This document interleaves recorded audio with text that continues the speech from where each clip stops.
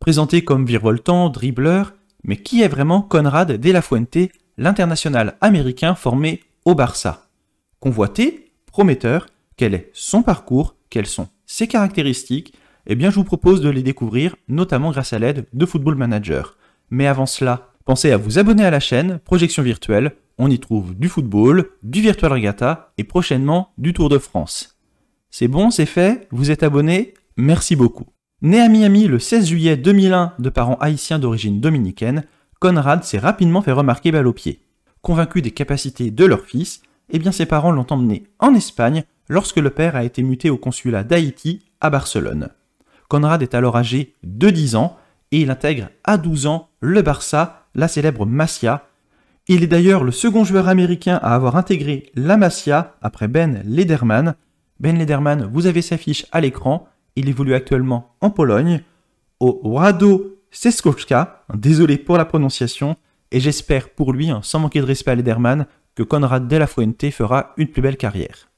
En parlant de carrière, revenons sur celle de Konrad de la Fuente. Il a enchaîné les matchs dans la saison 2020-2021 avec le Barça B, principalement au poste d'ailier. Bien que droitier, c'est au poste d'ailier gauche où il a évolué la plupart du temps, mais il a également pu dépanner à certains postes, milieu centre ou même buteur, attaquant de pointe. Il est très polyvalent. Il a donc débuté dans l'équipe B du Barça, mais sa carrière a pris un tournant en novembre 2020. En effet, un mois qu'il n'oubliera jamais. Durant ce mois, il a connu sa première sélection avec l'équipe nationale américaine le 12 novembre en tant que titulaire contre le Pays de Galles, et 12 jours plus tard, il a également connu ses premières minutes avec l'équipe A du Barça. C'était en Ligue des Champions contre le Dynamo de Kiev. Il avait remplacé Trincao dans les dernières minutes de jeu. Au total, durant la saison, il aura disputé 3 matchs avec le Barça, 3 bouts de match pour être plus précis, 2 en Ligue des Champions et 1 en Coupe. Et petite anecdote, il n'a disputé aucune minute de jeu au Camp Nou. Tous ces bouts de match, il les a fait à l'extérieur. C'est assez rare pour être signalé.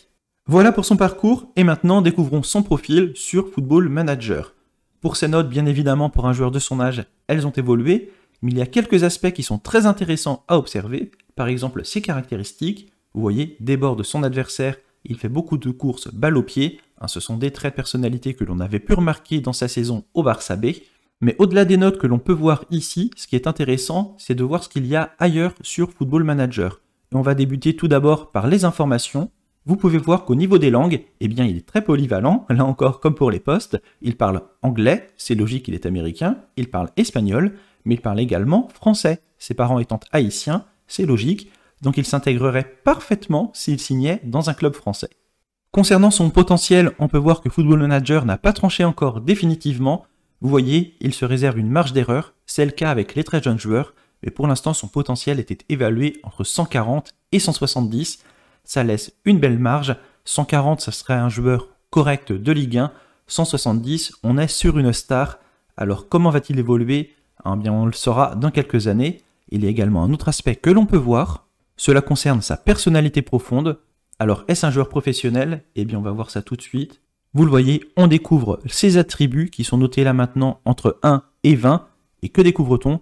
Eh bien c'est un joueur qui fait preuve d'une grande adaptabilité, note de 19 sur 20. C'est plutôt positif dans le cadre d'un transfert.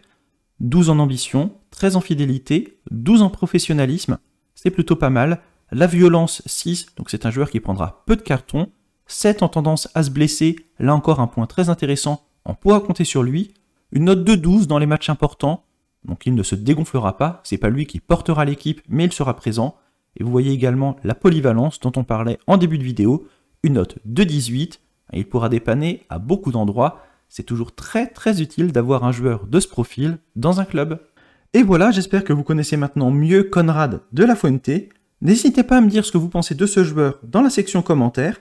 Dites-moi également qui vous voudriez voir analyser de cette façon dans une prochaine vidéo. Et avant de quitter, n'oubliez pas le like, l'abonnement, le partage, tout ça. Moi je vous dis au revoir et à bientôt. Salut!